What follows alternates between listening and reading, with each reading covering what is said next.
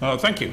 Let me just open up. I'm going to do this a little bit differently. I think I'm going to tell you a little bit about what's going on inside and so on. But before I do that, let me tell you that typically when I go, in the last few years, when I go to a conference on data, or sometimes they used to call it big data, it's generally in Silicon Valley, and it usually involves the 30-something geeks and nerds from Google, Facebook, Amazon, and so on, who will spin my head by the end of the day with all of their technical talk and cold fusion, Hadoop, et cetera, et cetera.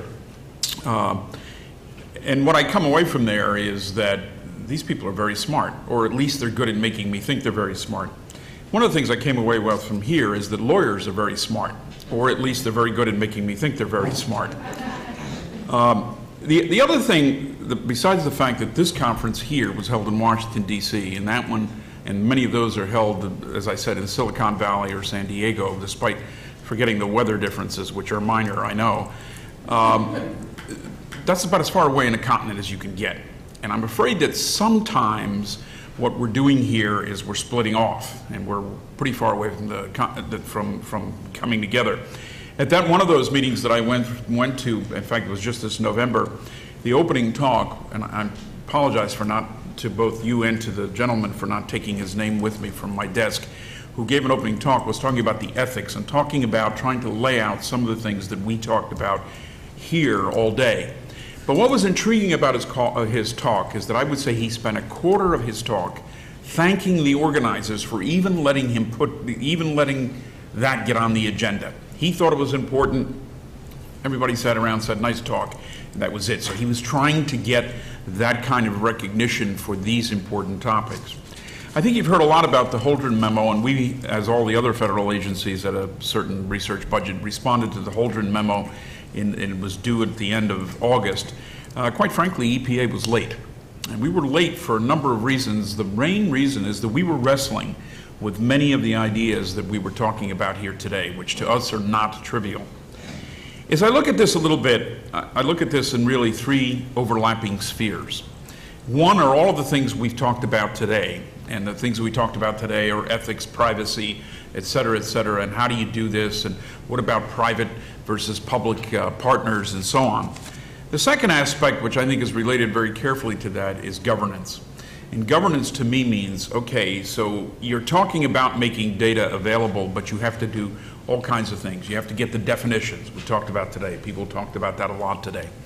But from a point of view of someone who's in charge of the government asset of data for an agency or for a research and development part of an agency, my question is, do I even know where the data are? Do I even know what they are? If I want to make them publicly available or any kind of available, how do I do that? Where do I get that? Are the data available machine readable? In today's machine readable, what do I do about archive data? What do I do about the data that may come up in 20 years from now and 30 years from now, and then somebody wants to go back to this year's data and be able to read it? These are the kinds of governance questions that broach on both the things we talked about today and the technology that are challenges that must be answered. And let me tell you, this is not a zero-sum game. This is going to cost us. And it's going to cost us in dollars. There's no question about it. The problem is the budgets aren't expanding to cover this. So a balance has to be made when you're trying to make your data publicly available or sharing. A balance has to be made. The cost of that versus where the money's going to come from the direct research, perhaps. Well, one could make the argument, as George I think did earlier, that from a societal point of view, sharing the data will have far greater benefits. You know, we have to measure that, and as someone else said, we have to do some work to communicate that and convince the community, both the research community and the public community, that that in fact is true. We get all kinds of things from the public, all kinds of things. I like to say that we're being screamed at from Congress, from the White House, from internal forces, from external forces. Make the data available. Why can't my data get out there so people can see it? And then the guy next door is saying, I don't want my data out there. I don't want people to see it. I think Hal addressed that question a little bit earlier. But now the question is, as we do these things, we have to figure out how to do them. That's where some of the governance is going to come. You could change that word governance to discipline. And I think at least federal agencies have to do that. On the technical and business side, a lot of these things that we talked about today, I think the technical side can help us with solutions. There may be ways that data can be shared publicly, but you still protect pieces of data. So that's not really shared, but you don't have to maintain multiple data sets at multiple locations. I don't think it's our business as researchers to reinvent the wheel. There are experts out there, industry experts, who not only have the capacity to store tremendous amounts of data and do it reasonably cheaply, but have the wherewithal to do it. Again, I go back to my meetings out in Silicon Valley and I hear that and I see that. We have to be able to take advantage with those partnerships to get the data there. And again, the technology may be able to help us.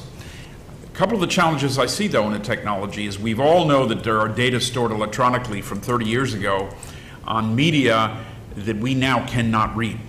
And so we have to be able to protect that. So part of the governance going back and forth in these overlapping spheres is going to be how do we have the data protected in such a way, not that it's stolen, not that it's hacked, not only that, but how do we protect it so that those data can be used and read 5 years from now, 10 years from now, 30 years from now? I don't know what the time frame is. That's part of the things we have to set up. But the point is we must be able to, in a sense, predict the upcoming technology, which goes at a tremendous rate.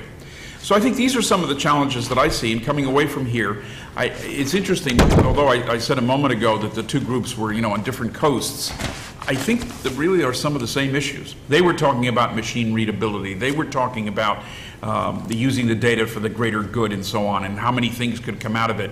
There were 10 speakers during the course of the last meeting I went to on the extreme of one saying, you shouldn't just put data there, you should ask your questions and then go get the data and analyze it. And so finally the other one, you can imagine which company was saying this, throw your data out there and let the analysis tell you what the questions are and the answers and so on. You can see that was going on. I will tell you a little story. There was one speaker that I was impressed because he was in my age bracket. And he was one of the directive engineers from the GE company. And obviously, as you know, GE's main industry is jet engines. And he was talking about the advances of monitoring, modeling, and being able to transmit data. And he was talking about the data that they get from moment to moment from the monitors from jet engines, which he said that they were using mainly for maintenance purposes to decide when was the optimal time that was required to do maintenance, and also for adjusting fuel ratios and things of that nature. So it's kind of interesting that found itself in the news this week, or the last 2 weeks, for an entirely different purpose.